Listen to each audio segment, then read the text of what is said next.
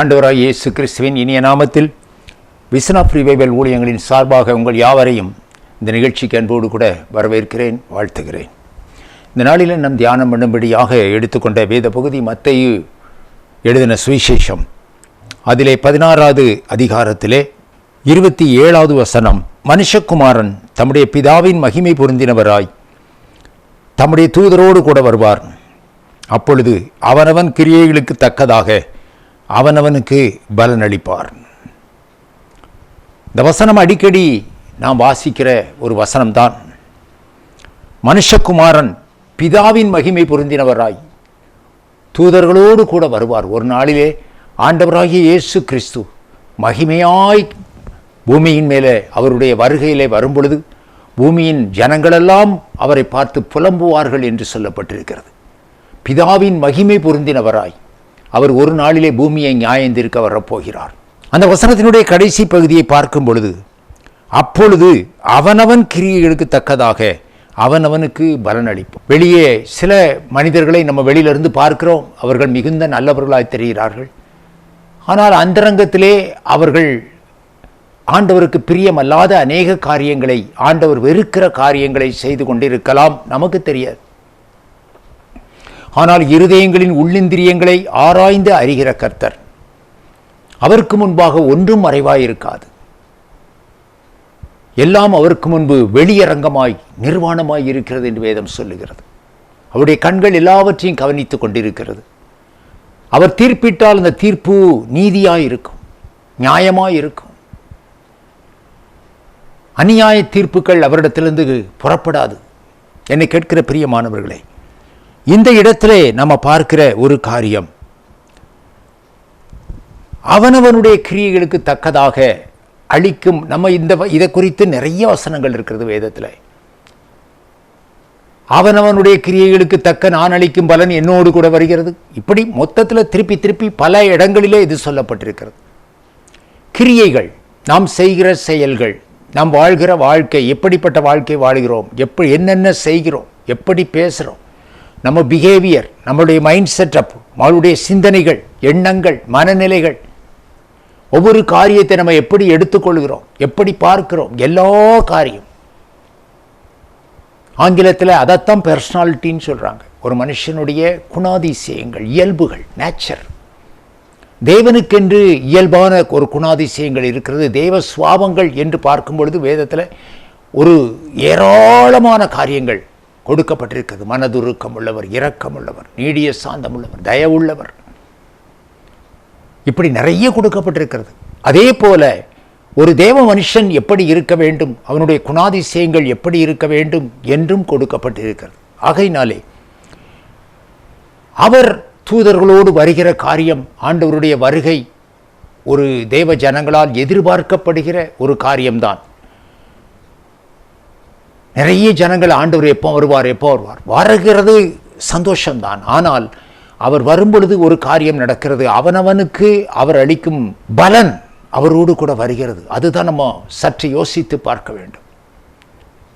அவர் நமக்கு பலன் கொடுக்கிறவராய் இருப்பாரா, நம்முடைய கிரியைகள் அப்படிப்பட்ட கிரியைகளாக இருக்கிறதா என்பதை நாம் சற்று சோதித்து ஆராய்ந்து நம்மை நாமே நிதானித்து பார்க்க வேண்டும். திருவிருந்தில் வருது, உங்களை நீங்களே ஆராய்ந்து அறிந்தால், நம்மை நாமே ஆராய்ந்து அறிந்தால் நாம் நியாயந்தீர்க்கப்படும் என்று சொல்லி, நமக்கு கொடுக்கப்பட்ட பரிசுத்த ஆவியினாலே அதை ஆராய்ந்து பார்க்கும் பொழுது நமக்கு அது வெளிப்படும். மத்தேயு எழுதின சுவிசேஷத்திலே 21ஆம் அதிகாரத்தில் நம்ம பார்க்கிறோம்.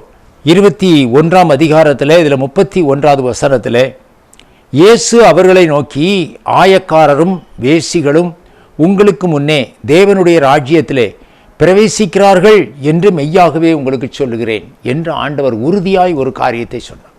நம்ம யாரெல்லாம் எதிர்பார்க்கலையோ, யாரெல்லாம் பரலோகத்துக்கு வரமாட்டாங்கன்னு நம்ம நினைச்சோமோ, அவர்களெல்லாம் பரலோகத்திலே பந்தி இருப்பார்கள் என்று ஆண்டவர் சொல்லுகிறார். ஏன் இந்த வார்த்தை சொல்லப்பட்டது? ஏன் என்று கேட்டால், தங்களை பரிசுத்தவான்களாய் நீதிமான்களாய் காண்பிக்கிறவர்கள் உண்மையாகவே அதற்குரிய தகுதியோடு அவர்கள் வாழவில்லை. வாழுகிறதை போல ஒரு இமேஜ் வெளியில தெரியுது. ஆண்டவருடைய பார்வையிலே அவர்கள் நீதிமான்களாய் காணப்படவில்லை. அவருடைய கிரியைகள் ஆண்டவருக்கு பிரியமானதாய் இருக்கவில்லை. ஆண்டவருக்கு பிரியமில்லாத காரியங்களை செய்கிறார்கள். அப்ப இந்த அவருடைய கண் பார்வையிலே, அவருடைய பார்வையிலே தகுதியற்றவர்களெல்லாம் ரிஜெக்ட் பண்ணப்படுவார்கள். தகுதி உள்ளவர்கள் ஒருவர் கூட விடப்பட மாட்டார்கள், கைவிடப்பட மாட்டார்கள். அப்ப இதுல பாவம் செய்து கொண்டிருக்கலாம், பாவத்தில் கிடக்கலாம். என்னைக்காவது ஒரு நாள் அவனுக்குள்ளே ஒரு உணர்வு வந்து, அல்லது மரணத்துக்கு முன்பாக ஏதோ ஒரு நாளிலே சுகவீனம், பலகீனம், நெருக்கங்கள், அதில் அவனுக்கு அது உணர்த்தப்பட்டு அந்த பாவங்களை எல்லாம் அறிக்கை செய்து அவன் மனம் திரும்பினால் அவன் பரலோக ராஜ்யத்துக்கு எடுத்துக்கொள்ளப்படுகிறான். யார் எப்போ மனம் திரும்புவான்னு நமக்கு தெரியாது, எல்லாரையும் நம்ம கவனிக்க முடியாது. அப்போ அவர்கள் மனம் திரும்பினால் அவர்கள் பரலோக ராஜ்யத்தில் எடுத்துக்கொள்ளப்படுவார்கள். நம்ம சக்கையை குறித்து பார்க்கிறோம். அவன் ஆயக்காரன் என்று சொல்லி வரி வசூல் செய்கிறவன். அவன் நல்ல மனுஷன் இல்லை. அவன் வீட்டுக்கு போய் சாப்பிட போனதுக்கு எல்லாரும் ஆண்டவரை நிந்தித்தாங்க. இவன் வீட்டில் போய் சாப்பிட்றாரு, இவன் கூட போய் உட்கார்ந்துருக்காரு. அப்படிப்பட்ட ஒரு நல்ல மனுஷன் இல்லை, துஷ்ட மனுஷனாய்த்தான் இருந்தான். ஆனால் ஆண்டவர் போனார் அவன் வீட்டிற்குள்ளே. இந்த வீட்டுக்கு ரட்சிப்பு வந்தது, அவன் ரட்சிக்கப்பட்டான். அந்த ரட்சிப்பின் லிஸ்டில் அவன் பேரும் வந்துட்டு. ஆண்டவர் அவனை ஏற்றுக்கொண்டார், அவனை ரட்சித்தார் என்று சொல்லி பார்க்கிறோம். இதைத்தான் இந்த வசனத்திலும் கொடுக்கப்பட்டிருக்கு. நம்ம வெளியில் பார்க்கிறோம் அவருடைய வாழ்க்கை முறைகள் இப்படி இருக்கிறது என்று சொல்லி.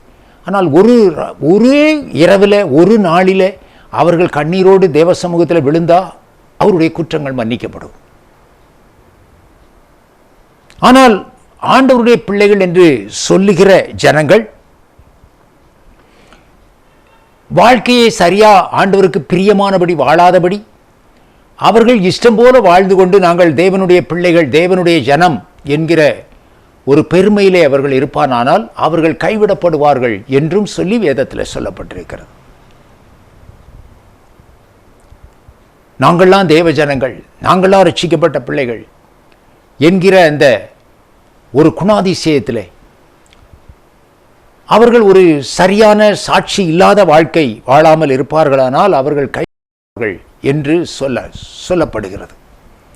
ஆபிரகாமை குறித்து நீங்கள் அந்த யூத ஜனங்களை குறித்து ஆண்டவர் சொல்லும் பொழுது, நாங்கள் ஆபிரகாமின் பிள்ளைகள் என்று சொல்லாதிருங்கள், இந்த கல்லுகளினாலே தேவன் ஆபிரகாமுக்கு பிள்ளைகளை உண்டாக்க வல்லவராய் இருக்கிறார் என்று சொல்லி ஆண்டவர் சொன்னார். எதையாய் குறித்து ஆவிக்குரிய ஜீவியத்திலே மேன்மை பாராட்டுவதற்கு நமக்கு ஒன்றுமில்லை.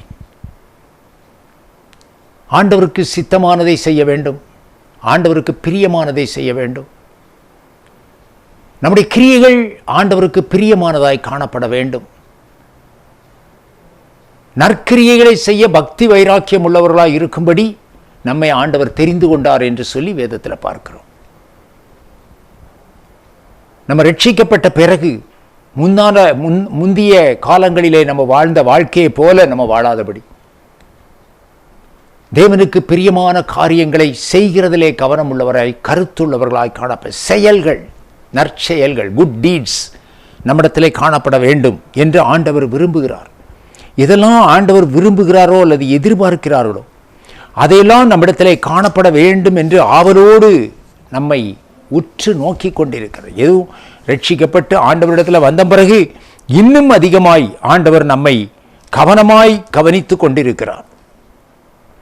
எரேமியா தீர்க்கதரிசியின் புஸ்தகம் அதிலே 7வது அதிகாரத்திலே நம்ம பார்க்கும் பொழுது, என் வாக்குக்கு செவி கொடுங்கள், 23வது வசனத்திலே, என் வாக்குக்கு செவி கொடுங்கள், அப்பொழுது நான் உங்கள் தேவனாயிருப்பேன். தேவஜனங்கள் என்று சொல்லிக்கொண்டு ஆண்டவருடைய வார்த்தைக்கு கீழ்ப்படியாமல் இஷ்டம் போல வாழ்ந்து கொண்டிருந்தால் அதனால பிரயோஜனம் என்ன? என் வாக்குக்கு செவி கொடுங்கள், அப்பொழுது நான் உங்கள் தேவனாயிருப்பேன், நீங்கள் என் ஜனமாயிருப்பீர்கள்.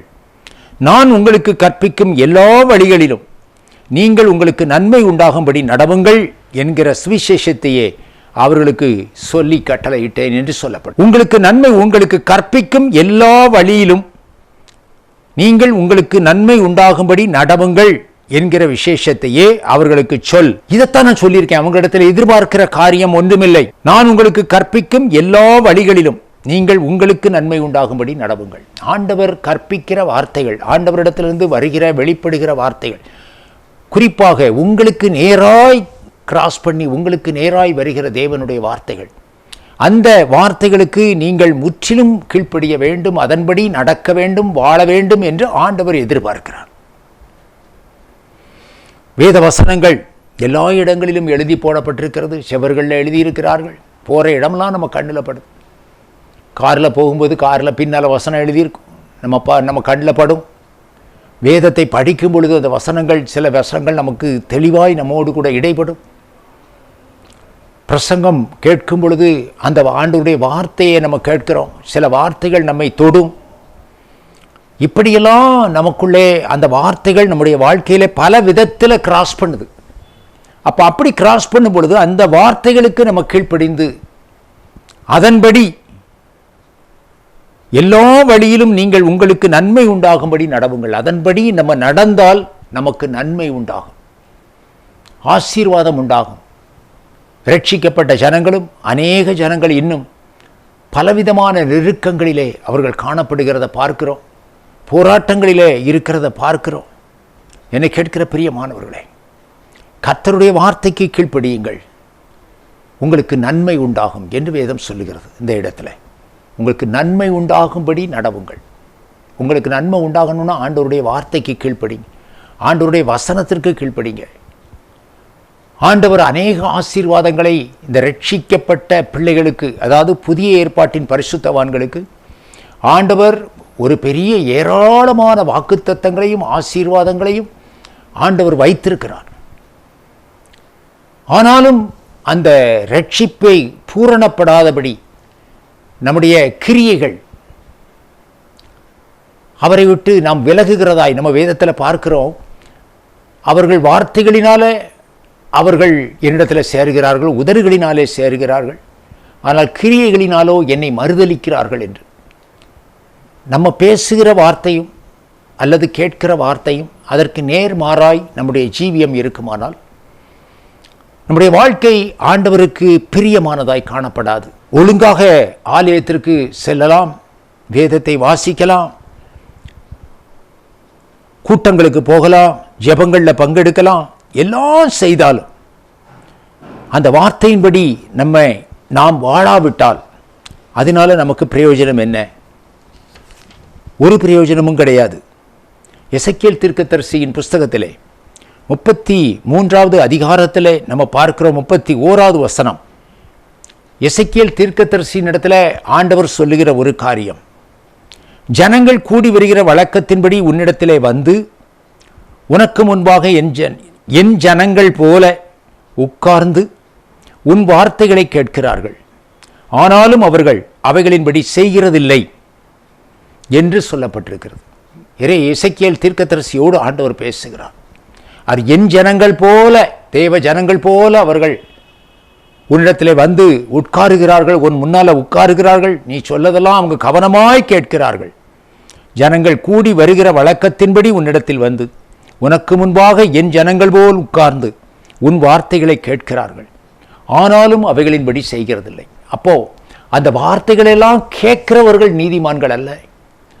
வார்த்தைகளெல்லாம் திரும்ப ஆர்வமாய் போய் தேடி போய் கேட்கறது நல்லது தான். ஆனால் அதன்படி வாழாத பட்சத்தில் கேட்கிற வார்த்தைகள் பிரயோஜனமாக இராது. நமக்கு அதில் கவனமாக இருக்க வேண்டும், எச்சரிக்கையாக இருக்க வேண்டும்.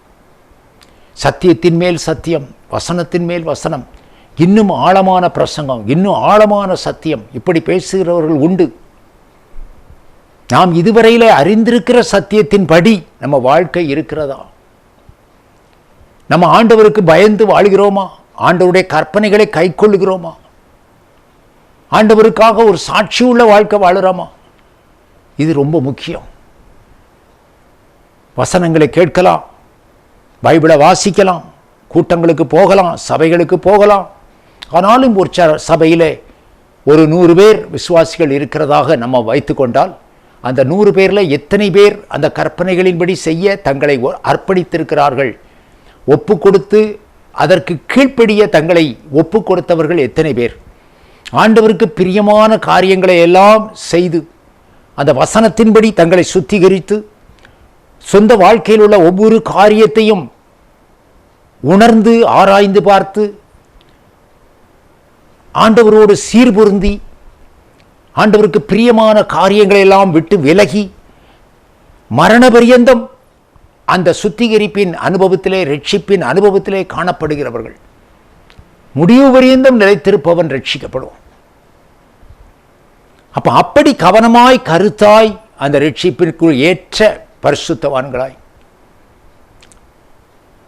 ஆண்டவருடைய ராஜ்யத்திலே பிரவேசிப்பதற்கு தகுதி உள்ளவர்களாய் காணப்படும்படி நம்மை ஆராய்ந்து நிதானித்து நம்மை ஒப்புக் கொடுத்தால் நம்முடைய வாழ்க்கை ஒரு சாட்சி உள்ள வாழ்க்கையாய் ஆண்டவர் நம்மை பார்த்து சந்தோஷப்படுகிற ஒரு வாழ்க்கை நம்ம வாழ்ந்தால் நம்ம பரலோக ராஜ்யத்திற்குள்ளே கட்டாயம் பிரவேசிக்கும் பாக்கியத்தை நாம் பெற்றுக்கொள்வோம்.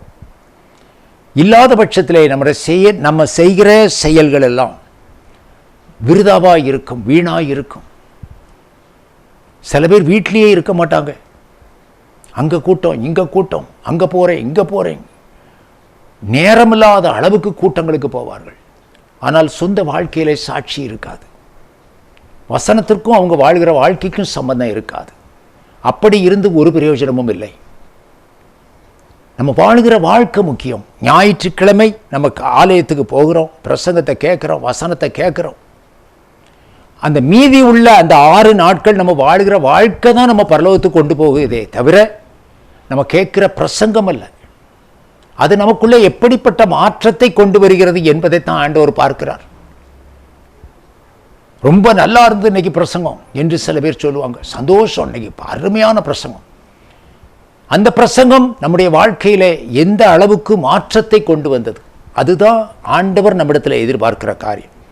இந்த இடத்துல இந்த வசனத்தில் பார்க்கிறோம், எசேக்கியேல் தீர்க்கதரிசியின் இடத்துல சொல்லுகிறார்கள், ஜனங்கள் கூடி வருகிற வழக்கத்தின்படி உன்னிடத்திலே வந்து உனக்கு முன்பாக என் ஜனங்கள் போல உட்கார்ந்து என் வார்த்தைகளை கேட்கிறார்கள், ஆனாலும் அவர்கள் அவைகளின்படி செய்கிறதில்லை என்று சொல்லி ஆண்டவர் அவர்களுடைய அந்தரங்க வாழ்க்கை, அவர்களுடைய முழு வாழ்க்கையும் அவர் அறிந்திருக்கிறபடியால், அவருடைய கண்கள் காண்கிறபடியால் அவர் இந்த வார்த்தையை எசேக்கியேல் தீர்க்கதரிசியின் இடத்துல சொல்வதை நம்ம பார்க்க முடிகிறது.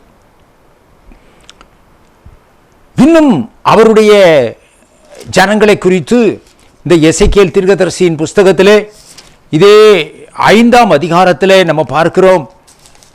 இதை காட்டிலும் அடுத்த ஒரு ஸ்டெப் மேலே போய் 7வது வசனத்திலே பார்க்கும் பொழுது கர்த்தராகிய ஆண்டவர் சொல்லுகிறது என்னவென்றால், உங்களை சுற்றிலும் இருக்கிற புறஜாதிகளை பார்க்கிலும் அதிகரிக்கிறவர்களாகிய நீங்கள் என் கட்டளைகளிலே நடவாமலும் என் நியாயங்களின்படி செய்யாமலும் உங்களை சுற்றிலும் இருக்கிற புறஜாதிகளுடைய நீதி நியாயங்களின்படியாவது நடவாமலும் போனபடியினாலே என்று தேவன் விசனப்படுகிறதை இந்த இடத்திலே பார்க்கிறோம். இந்த வசனத்தை சற்று ஆழமாய் கவனியுங்க. நீங்கள் என் நியாயங்களின்படி செய்யாமலும், நான் சொல்கிற நீதி நியாயங்களை நீங்கள் கடைப்பிடிக்கல, அதன்படி வாழல, உங்களை சுற்றிலும் இருக்கிற புறஜாதிகளுடைய நீதி நியாயங்களின்படியாவது நடவாமலும் போனபடியால். புறஜாதிகள் வேதத்தை அறியாத ஜனங்கள், தேவனை ஜீவனுள்ள தேவனாகிய கர்த்தரை அறியாத ஜனங்கள், புறஜாதிகள், ரட்சிக்கப்படாத ஜனங்கள், அவர்களுக்குள்ள ஒரு நீதி நியாயங்கள் மனசாட்சி பிரமாணம் இருக்கிறது. எது தப்பு எது ரைட்டு என்று சொல்லி அவர்கள் தீர்மானிக்கிறார்கள். சமூக நீதி என்று சொல்லுகிறோம். சில ஒழுக்கக்கேடான காரியங்கள் சமுதாயத்தால் வெறுக்கப்படுகிற காரியமாக இருக்கிறது. அப்போ நன்மை செய்கிறதும் நல்லது செய்கிறதையும் சமுதாயம் அங்கீகரிக்கிறது.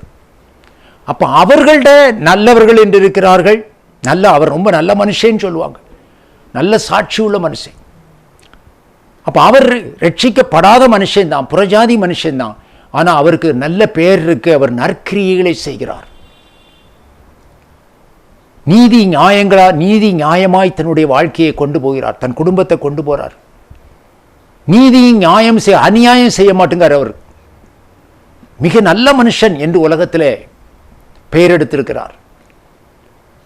அப்ப இந்த இடத்துல நம்ம பார்க்கிற ஒரு காரியம், நான் சொன்ன நீதி நியாயங்கள், ஆண்டவருடைய நீதி நியாயங்கள், உலகத்தினுடைய நீதி நியாயங்கள் அல்லது நமது சமுதாயத்தினுடைய நீதி நியாயங்களை விட ஸ்டாண்டர்ட் கூடினது. இவ்வளவு மேன்மையான கட்டளைகளை பெற்ற வேறே ஜாதி எது என்று வேதத்தில் பார்க்கிறோம். அவ்வளவு உயர்ந்த ஸ்டாண்டர்ட், ஹை ஸ்டாண்டர்ட் டாக்டரின்ஸ் உபதேசங்கள், சத்தியங்கள், பிரமாணங்கள், அவைகளின்படி வாழுகிற ஒரு மனுஷன் வாழ்வானால் அவன் உன்னதமான ஒரு பரிசுத்தவானாய் காணப்படுவான். இந்த இடத்திலே ஆண்டவர் சொல்லுகிற ஒரு காரியம், என்னுடைய கற்பனைகளின்படி நீதி நியாயங்களின்படி வாழாட்டாலும் பரவாயில்லை, புறஜாதிகள் நல்ல நீதி நியாயமாக வாழுகிற அந்த ஜனங்களுடைய நீதியின்படி கூட நீ வாழவில்லை என்று சொல்லி ஆண்டவர் வருத்தப்படுகிறார்.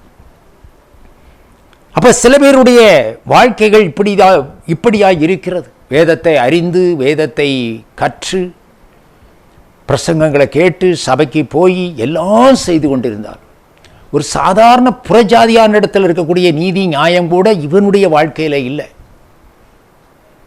அநியாயமும் அக்கிரமும் செய்து கொண்டிருந்தால் அதனால பிரயோஜனம் என்ன?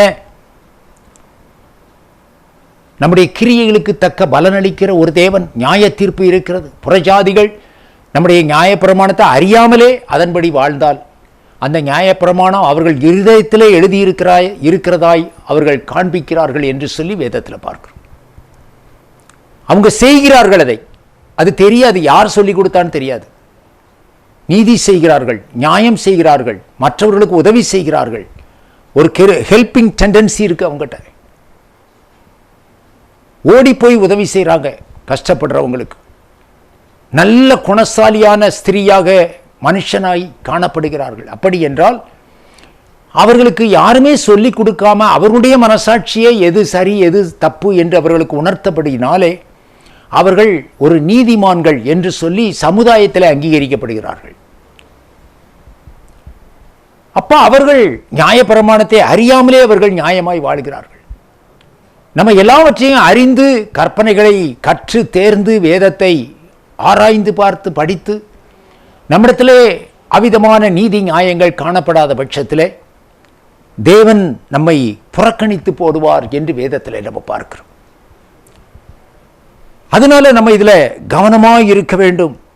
ரோமருக்கு எழுதின நிருபத்திலே நம்ம பார்க்கிறோம், 2ஆம் அதிகாரம் 13வது வசனத்திலே நம்ம பார்க்கிறோம், ஒருவரை ஒருவர் குற்றவாளிகள் என்று தீர்க்காதிருப்போமாக என்று சொல்லி. அப்ப நம்ம இந்த காரியங்களிலே கவனமாய் இருக்க வேண்டும். நியாயப்பிரமாணத்தை கேட்கிறவர்கள் அவர்கள் நீதிமான்கள் அல்ல, நியாயப்பிரமாணத்தின்படி செய்கிறவர்களே நீதிமான்கள் ஆக்கப்படுவார்கள் என்று வேதத்திலே சொல்லப்படுகிறது. ரோமருக்கு எழுதின நிருபத்திலே 2ஆம் அதிகாரத்திலே நியாயப்பிரமாணத்தை கேட்கிறவர்கள் தேவனுக்கு முன்பாக நீதிமான்கள் அல்ல. கேட்கிறவர்கள் நீதிமான்கள் அல்ல. பரிசுத்த வேதாகமத்தை படிப்பது நல்லது, அதிகமாய் தியானிப்பது நல்லது. ஆனாலும் தியானிப்பவர்களும் படிப்பவர்களும் நீதிமான்கள் அல்ல, அதன்படி செய்கிறவர்கள் நீதிமான்கள் என்று தேவன் பார்க்கிறார்.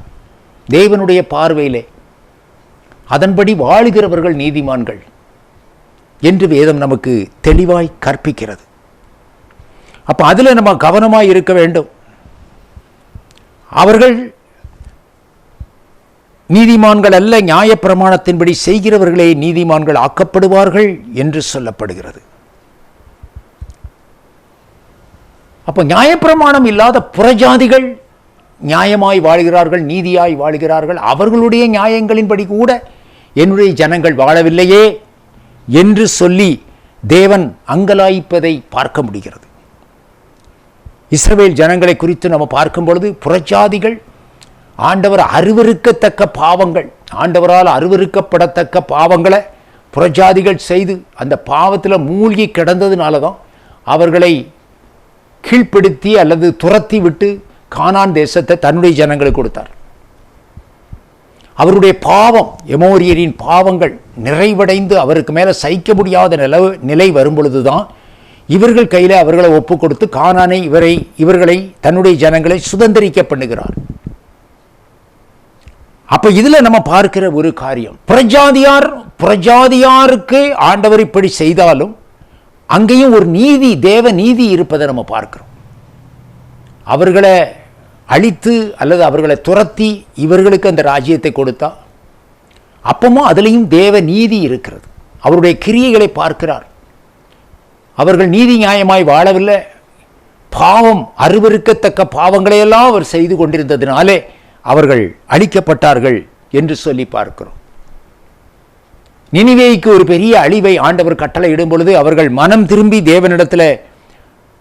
தேவனுக்கு முன்பாக தங்களை தாழ்த்தி தங்களை சுத்திகரிக்க அவர்கள் ஒப்பு கொடுத்த போது தேவன் அவர்கள் மேல் இறங்கினார் என்று சொல்லி நம்ம பார்க்க முடிகிறது. இப்போ இதே போல நம்முடைய தேவன் நம்முடைய வாழ்க்கையிலே அந்த வார்த்தைகளையும் வசனங்களையும் நாம் கடைபிடித்து வாழ வேண்டும் என்கிறதுல ஆண்டவர் கவனமாக இருக்கிறார். அதற்குத்தான் இந்த பிரமாணங்களும் உபதேச சத்தியங்களும் கொடுக்கப்படுகிறது. அதற்கும் நமக்கு சம்பந்தம் இல்லாமல் இருப்போமானால் அதனால நமக்கு பிரயோஜனம் கிடையாது. நம்ம பார்க்கிறோம் தீத்துக்கு எழுதின நிருபம் 2ஆம் அதிகாரம் அதில் 14வது வசனத்தை பார்க்கும் பொழுது, நம்மை சகல அக்கிரமங்கள் என்று மீட்டுக்கொண்டு தமக்குரிய சொந்த ஜனங்களாயும் நற்கிரியைகளை செய்ய பக்தி வைராக்கியம் உள்ளவர்களாயும் நம்மை சுத்திகரிக்கும்படி நமக்காக தம்மை தாமே ஒப்பு கொடுத்தார் என்று வசனம் சொல்லுகிறது. என்னை கேட்கிற பிரியமானவர்களே, சகல அக்கிரமங்களிலிருந்து மீட்டுக்கொண்டு நம்மை சகல அக்கிரமங்களிலிருந்து மீட்டுக்கொண்டு தமக்குரிய சொந்த ஜனங்களாகவும் நற்கிரியைகளை செய்ய பக்தி வைராக்கியம் உள்ளவர்களாகவும் நம்மை சுத்திகரிக்கும்படி தம்மை தாமே ஒப்பு கொடுத்தார். நற்கிரியைகளை செய்வதற்கு பக்தி வைராக்கியம் உள்ள ஜனங்கள், அப்படிப்பட்ட ஒரு ஜனத்தை உருவாக்குவதற்கு தான் கர்த்தர் பலியானார், தம்மை தாமே ஒப்பு கொடுத்தார் என்று வேதம் சொல்லுகிறது. அந்த கிரியைகள் தேவனுக்கு பிரியமான அந்த நற்கிரியைகளை நம்ம செய்யும்படியாக எத்தனையோ காரியங்களை நம்ம சொல்ல முடியும். உதவி செய்கிற மற்றவர்களுக்கு உதவுவது, ஹெல்பிங் டெண்டன்சி, மற்றவர்கள் குறைவுபடும் போது அவர்களுக்கு ஓடி சென்று உதவுவது, மற்றவர்கள் நெருக்கப்பட்டிருக்கும் பொழுது அவர்களை ஆறுதல் படுத்துவது, ஏதாவது அவங்க எதிலையாவது குற்றத்தில் பாவத்தில் சிக்கிக்கின்றா அதிலிருந்து வெளியே மீண்டு வருவதற்கு அவர்களுக்கு ஆலோசனை சொல்லி அவர்களை ஆறுதல் படுத்தி அவர்களை மீட்டு எடுப்பதற்கு நம்ம உதவி செய்கிறது. அப்ப இதெல்லாம் ஆண்டவர் நம்மை பார்க்கிறார். நம்ம பலவீனருடைய பலனை தாங்க வேண்டும், பலவீனங்களை தாங்க வேண்டும், அவர்களை தாங்க வேண்டும் என்று வேதம் சொல்லுகிறது. சில பேர் பலவீனமா இருப்பாங்க, சீக்கிரம் விழுந்து போவாங்க, அவர்களுக்கு ஹெல்ப் பண்ணணும். இப்படி எல்லாரையும் மீட்டு ரட்சிக்கும்படியாக, எல்லாரும் ரட்சிக்கப்படும்படியாய், ரட்சிக்கப்பட்டவர்களாம் பரலோக ராஜ்யத்தில் சேரும்படியாய், அவர்களுடைய வேதனையான தருணங்களிலே அவர்களை ஆறுதல் படுத்தவும், அவர்களுக்கு பயங்கரமான துக்கம், ஒரு டிராஜடி அவங்க வீட்டில் நடக்கும்போது அவங்களை ஆறுதல் படுத்தி மீண்டு அதிலிருந்து மீண்டு எழும்பி வருவதற்கு நம்ம அவர்களுக்கு எந்த விதத்திலெல்லாம் உதவி செய்ய முடியுமோ அந்த விதத்திலெல்லாம் அவர்களுக்கு உதவி செய்து அவர்களை தூக்கி எடுப்பதில் நம்ம பங்கெடுக்க வேண்டும். இதெல்லாம் ஆண்டவர் விரும்புகிறார். தான தர்மங்கள், ஏழை எளியவருக்கு உதவி செய்கிறது, இது எல்லாவற்றையும் ஆண்டவர் விரும்புகிறார். மனதுருக்கம், இரக்கம், இவைகளெல்லாம் நம்மிடத்தில் காணப்பட வேண்டும் என்று ஆண்டவர் விரும்புகிறார். என்னை கேட்கிற பிரியமானவர்களே, அவனவனுடைய கிரியைகளுக்கு நான் அளிக்கும் பலன் என்னோடு கூட வருகிறது. ஆண்டவர் அந்த கிரியைகளுக்கு பலன் அளிக்கப் போகிறார். நம்ம ஆண்டவருக்காக என்னெல்லாம் செய்தோம், ஆண்டவருக்காக எந்தெந்த நற்கிரியைகளை செய்தோம், நற்கிரியைகளை செய்யும்படி பக்தி வைராக்கியம் உள்ளவர்களாய் நம்மை உருவாக்கினால் என்னென்ன நற்கிரியைகளை நம்ம செய்திருக்கிறோம், கர்த்தர் சந்தோஷப்படுகிற அளவில் எப்படி வாழ்ந்தோம், இதையெல்லாம் வைத்து தான் நம்ம பரலோக ராஜ்யத்திற்கு பிரவேசிக்கிறது உறுதிப்படுத்தப்படுகிறது. எடுத்துக்கொள்ளப்படலாம் அல்லது கைவிடப்படலாம். அதனால ஜாக்கிரதையாக இருக்கணும். உங்கள் ரட்சிப்பு நிறைவேற பிரயாசப்படுங்கள் என்று வேதம் சொல்லுகிறது. நிறைவடையணும், அந்த ரட்சிப்பின் திட்டம் நமக்குள்ளே நிறைவடையணும், முழுமை பெறணும். நம்முடைய வாழ்க்கை மாற்றப்படணும், சுவாபங்கள் மாற்றப்படணும், குணாதிசயங்கள் மாற்றப்படணும். கிறிஸ்துவினுடைய சுவாபங்கள் கொஞ்சம் கொஞ்சமாய் நமக்குள்ளே வர வேண்டும், மாற வேண்டும். மனம் புதிதாக்கப்பட்டு மறுரூபமாக்கப்பட வேண்டும். அப்பொழுது அவருடைய ராஜ்யத்திலே நம்ம எடுத்துக்கொள்ளப்படும். கண்களை மூடி ஜெபிப்போம். நல்ல பிதாவே, நன்றியோடு துதிக்கிறோம். இந்த நாளிலும் கூட இந்த செய்தியை கேட்கிற நம்முடைய பிள்ளைகளை ஆண்டவரே நீர் பரிசுத்தப்படுத்துவீராக, சுத்திகரிப்பீராக. ஆண்டவரே ஒவ்வொரு நிலையிலும் பரிசுத்த ஆவியானவர் அவர்களோடு இடைப்பட்டு நற்கிரியைகளை செய்வதற்கு பக்தி வைராக்கியம் உள்ளவராய் அவர்களை மாற்றும்படியாய் ஜெபிக்கிறோம். தேவரீர் விரும்புகிற கிரியைகள் அவரிடத்தில் காணப்படவும், உமக்கு பிரியமான ஒரு வாழ்க்கை வாழவும், சரியான பாதையிலே அவர்களை செவ்வையான பாதையிலே நடத்தி செல்லும்படியாய் அப்படியே சமூகத்தில் மன்றாடுகிறோம். வியாதிப்பட்டிருக்கிற பிள்ளைகளை நீர் சந்திப்பீராக. ஒரு பூரண சுகம் உண்டாகும்படி ஜெபிக்கிறோம். நெருக்கத்திலே, கண்ணீரிலே, வேதனையிலே இருக்கிற பிள்ளைகளுக்கு ஒரு ஆறுதல் படுத்தி அவர்களுக்கு ஒரு விடுதலையை கட்டளையிடும்படியாய் ஜெபிக்கிறோம். அப்படியே கரம் கூட இருந்து நடத்தட்டும் ஐயா. மீட்பர் இயேசுவின் நாமத்தில் ஜெபிக்கிறோம் நல்ல பிதாவே, ஆமென்.